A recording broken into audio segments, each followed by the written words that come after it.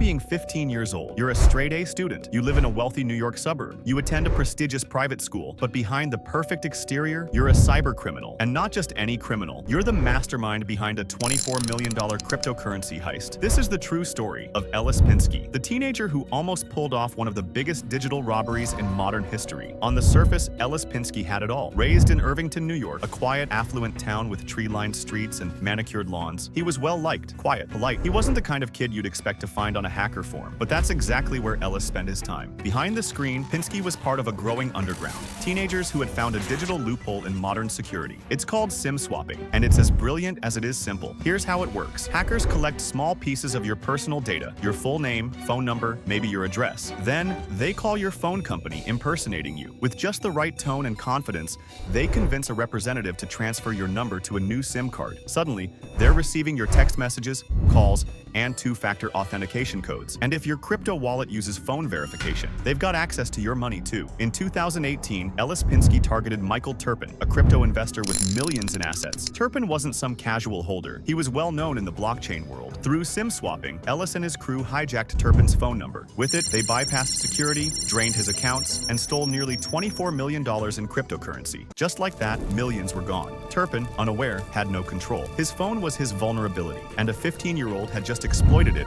to commit one of the most audacious digital heists in crypto history. After the theft, Pinsky didn't flee or vanish. He returned to school like nothing had happened. Classmates saw him as a quiet honors student, but behind the scenes, he flaunted his stolen wealth. He wore Rolex watches, bought designer clothes, even gave gifts to friends. He kept things low-key, but the people close to him started noticing something wasn't quite right. Still, no one suspected the truth. While the world looked for the hacker, Ellis lived a double life, walking freely with millions stashed away. In 2020, Michael Terpin filed a civil lawsuit against Pinsky. He accused him of orchestrating the theft and demanded $71 million in damages under civil racketeering laws. When the story broke, it shocked the media. Rolling Stone published a deep dive into the teen's double life, calling him the Bitcoin Kid. How could a 15-year-old outsmart multi-million-dollar systems and disappear into luxury? The lawsuit didn't result in criminal charges, but it dragged Ellis's name into public view for the first time. Ellis never admitted to the full crime in court, but he agreed to a massive settlement, $22 million paid to Terpin. With no criminal charges due to his age at the time, he walked away without jail time.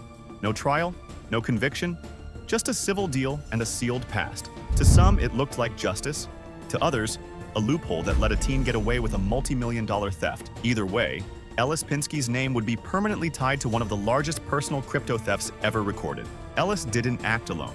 His name surfaced in chats linked to SIM-swapping gangs on underground forums like OG Users, where hackers traded stolen accounts and coordinated attacks. These weren't your typical criminals. Many were teenagers, smart, tech-savvy. Some had coding skills. Others were just good at manipulating people.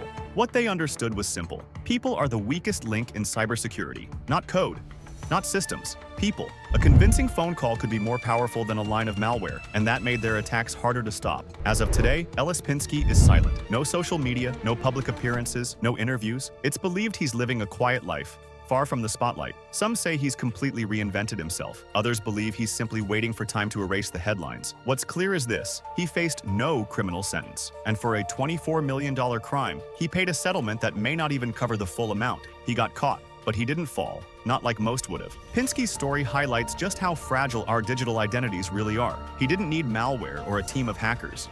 He used a phone number, and that phone number unlocked everything: emails, crypto wallets, passwords, and financial accounts. His crime showed that in a digital world, your phone might be your weakest point. A teenager with charm and a phone call script exploited that. And by the time his victim realized it, the money was long gone. Ellis Pinsky may go down as a symbol of early crypto crime, an example of what happens when innovation outpaces security. His story isn't just about theft, it's about manipulation, social engineering, and trust in systems that aren't built to protect against people like him. So next time you get a password, reset text, or a call from your carrier, ask yourself, is your number really yours? Or is someone else already using it against you? This was the story of Ellis Pinsky, the 15-year-old who stole $24 million and walked away. If you found this story fascinating, shocking, or terrifying, like the video, subscribe for more real cybercrime stories, and stay alert, because sometimes the biggest threats come from the smallest places.